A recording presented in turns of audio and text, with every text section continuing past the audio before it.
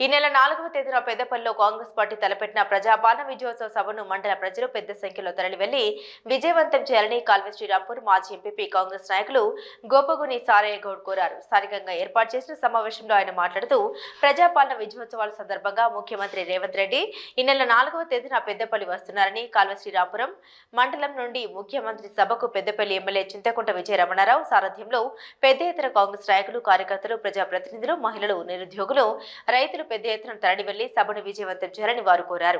గతంలో ఈ కార్యక్రమంలో కాంగ్రెస్ పార్టీ మండల శాఖ అధ్యక్షుడు గాజనవేన సదయ్య, మాజీ ZPTC Lanka Sadayya, market vice chairman Sabbani Rajamallu, నాయకులు ఎండి మునీర్, రావి సదానందం, మాదసి సతీష్, శివరామకృష్ణ, ఎనుగంటి రవి, ఉప్పుల శ్రవణ్ కుమార్, గోలి సుధాకర్, ఆశ్రపు సురేష్, మెట్టు శ్రీశైలం గౌడ్, మెట్టు శ్యామ్ తదితరులు ఈ కార్యక్రమంలో పాల్గొన్నారు.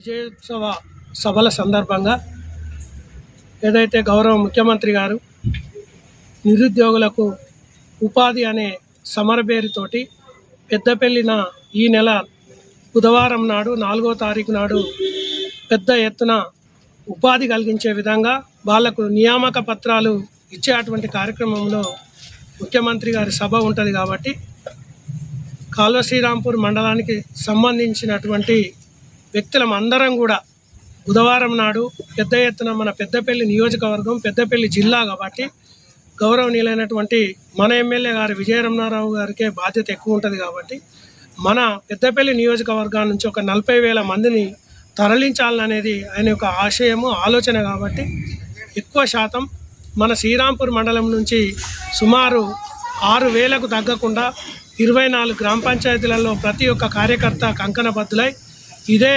మాటగా, ఇదే ఫోన్గా, ఇదే మీ ముందుకొచ్చి మాట్లాడుతున్నట్టుగా మీరు అనుకొని ఇక్కడ ఉన్నటువంటి రైతాంగం అందరూ ఇవాళ రుణమాఫీ అవుతూ ఉంది. మళ్ళీ 3వ విడత రుణమాఫీ 3 లక్షల మందికి రుణమాఫీ జరిగినటువంటి సందర్భం.